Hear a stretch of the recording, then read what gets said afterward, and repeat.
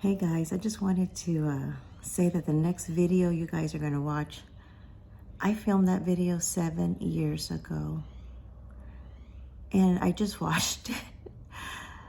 I cried all over again because so much has changed since then. My life as well.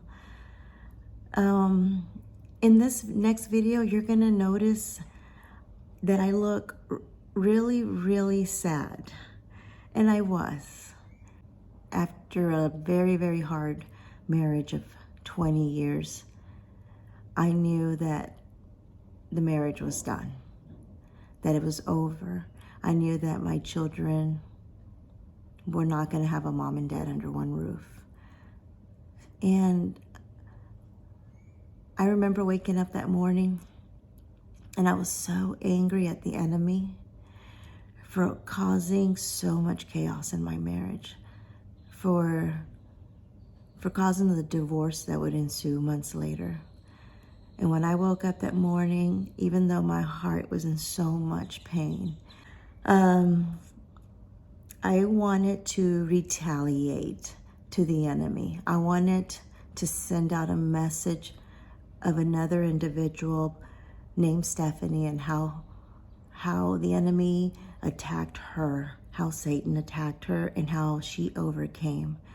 And it was a message that when I see the video now, that it was a heart cry for me too. God, I'm assaulted. I'm being attacked as well. Help me get to the other side. And I'm posting this video again because it's a wonderful story.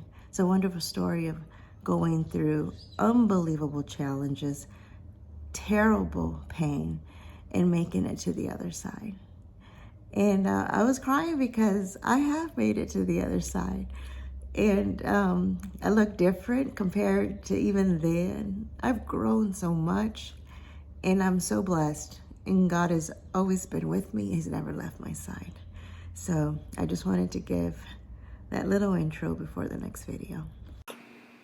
Hey everybody, this is Esther, and thanks for coming back to my channel. I wanted to discuss another God encounter story today called Captives Released.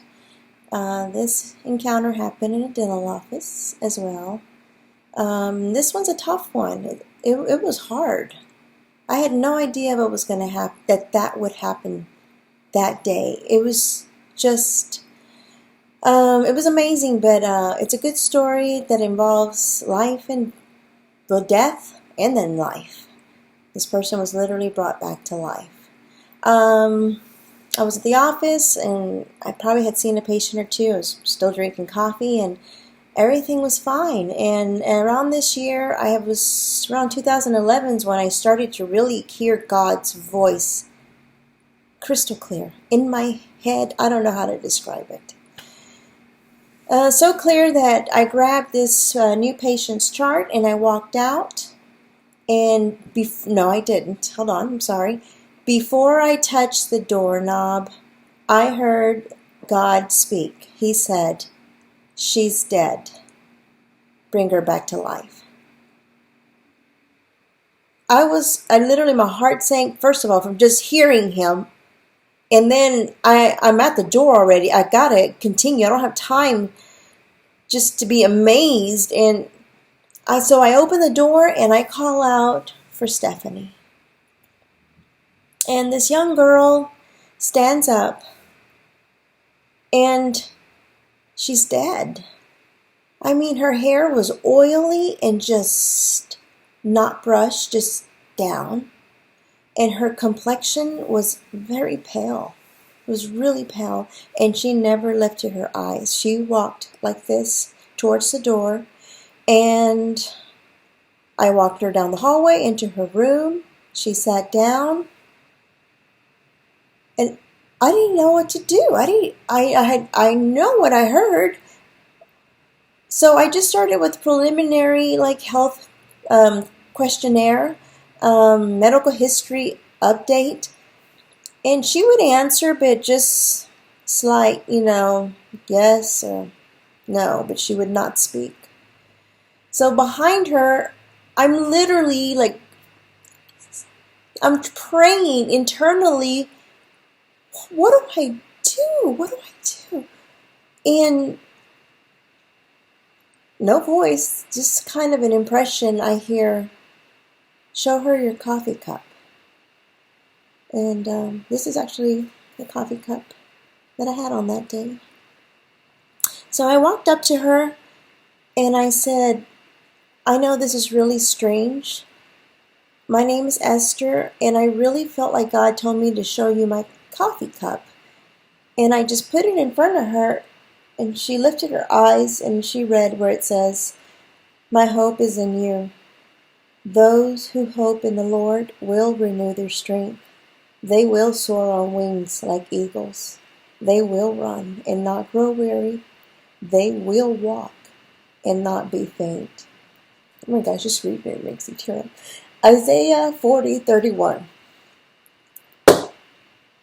She reads it and her head goes back down.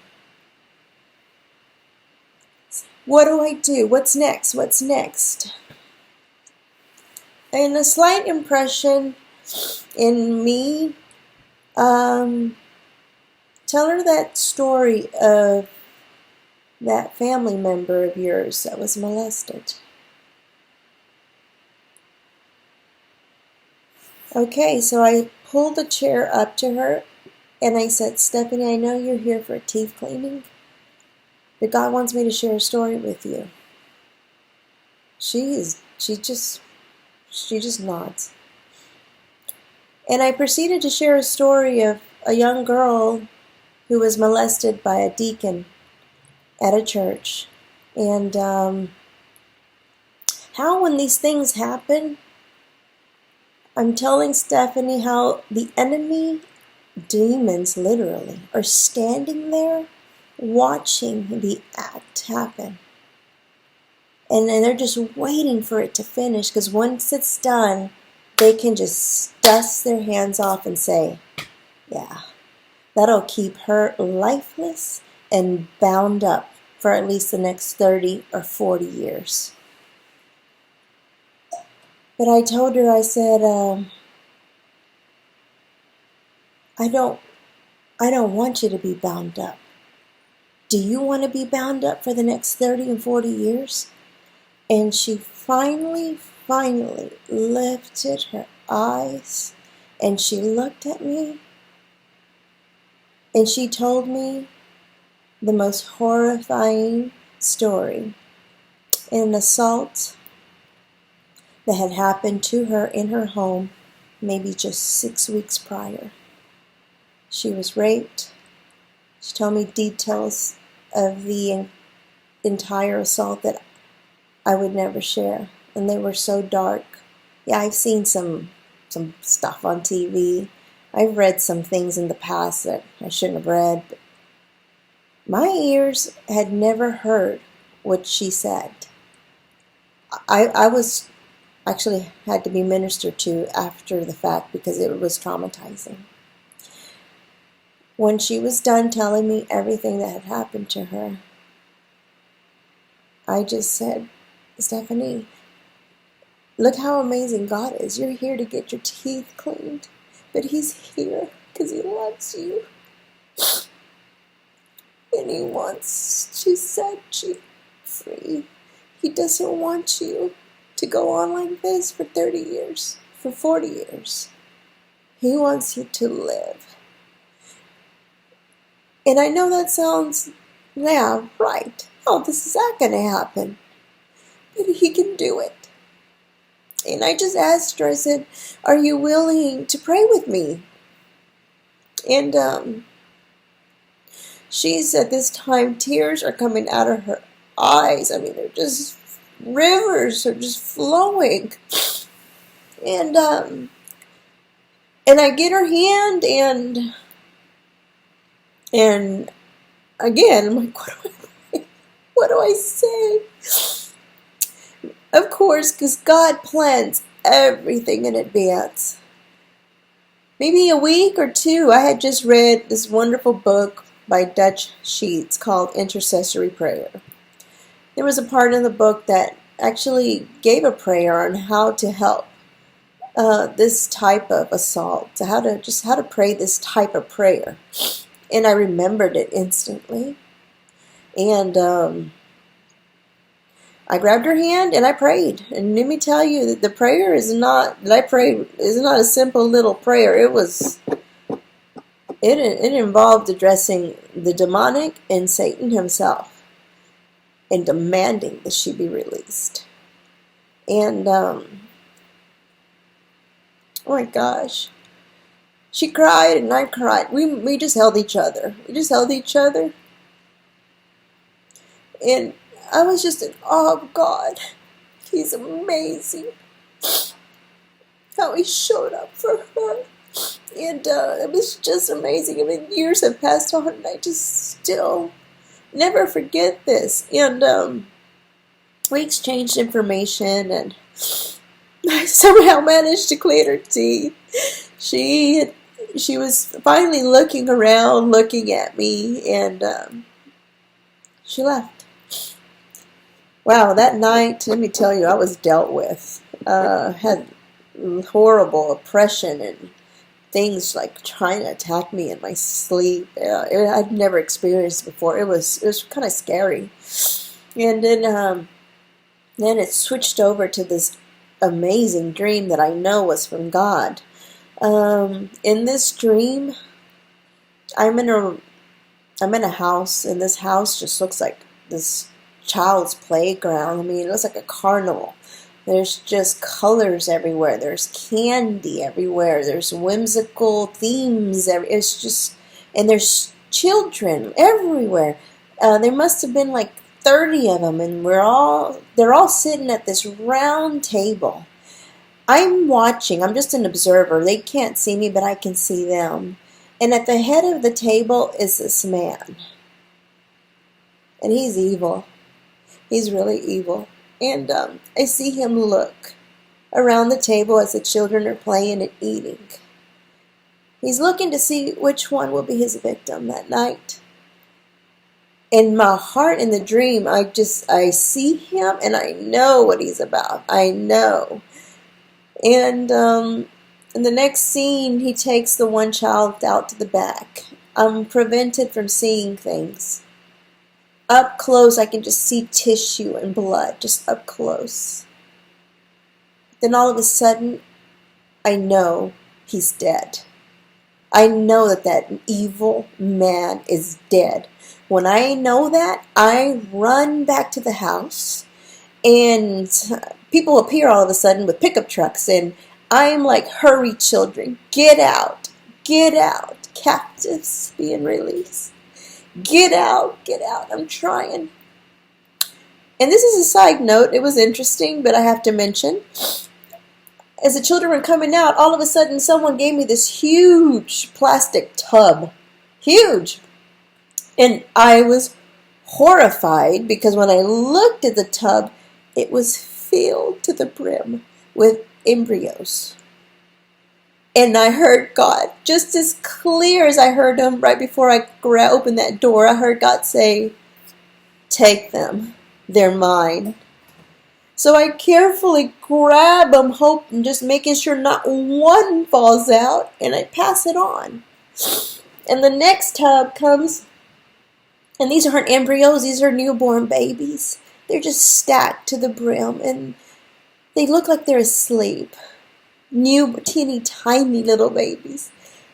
And I just see that, and I hear him again, take them.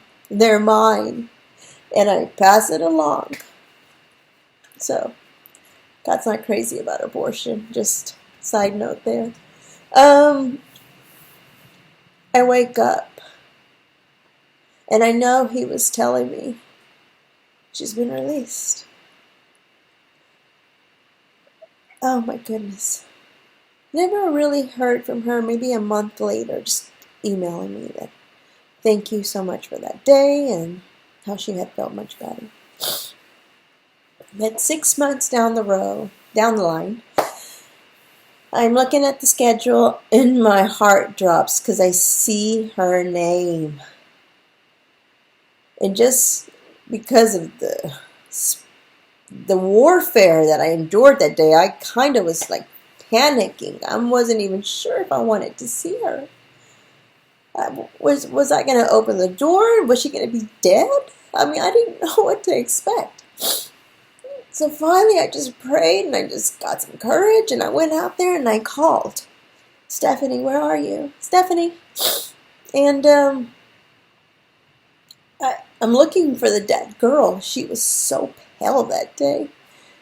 And someone else is walking towards me, but it can't be her. And I'm calling, and finally, she said, I'm here. And I look at her. She had red, curly hair. Beautiful. I mean, her curls were just everywhere. Beautiful, beautiful, snow white skin complexion with her ruby lips. I said, it's you. You're alive. And she's like, yeah, I'm alive. I'm doing well. She came in and we just caught up. She was telling me how she'd gone back to school, how she still had moments where she would get attacked. You know, we all do. But it's easier to be attacked with God on your side than doing this by yourself. And cleaned her teeth, and Stephanie went from death back to life. And I just want to tell the story to encourage you guys out there. If you're victims, you know, there's lots of you guys out there. I know I'm a victim as well, and I've overcome, and I'm living. And you can too, but just pray, God. If you have faith, strong faith, say, set me free now, Lord. With your blood, the blood of your Son, in Jesus Christ's name. You don't even have to pray so fancy. Just mean it with all your heart and soul. If you don't think you have enough faith, just say, God, I don't want to be bound to this anymore. Please send someone to minister to me. And he'll do it, because he did it for Stephanie. If you're the perpetrator, I just want to know that there's mercy and grace for you as well. There really, really is. And if you're sick and tired of hurting people, of the insatiable lust, of pornography, of everything that may have happened to you as well to make you go down this path, just pray, God, I surrender. Set me free. And he'll do it. But you got to pray with your heart and soul, and really, truly mean it. And God can answer your prayers. Either way, thanks for tuning in. This was a hard one to say, but it had to be said, because where there's death, if you allow God to come in, he can change your whole life. He can give you back a life. He can allow you to smile again, to laugh again, to be free and never ever bound. And I really believe the scripture was fulfilled in Stephanie. I believe that her strength was renewed, that she soared on wings like eagles, that she will run, that she will not grow weary, and that she'll walk and never ever faint again. We're meant to live this life to the fullest. And I encourage you to just open your mouth and say what's in here and be released. God bless, and come back again, because I've got more stories that I was supposed to tell a long time ago. But you see, I'm not perfect either. I'm disobedient, but I'm doing it. I'm doing it now. And I'm doing it to glorify His name because He's so awesome. All right. God bless.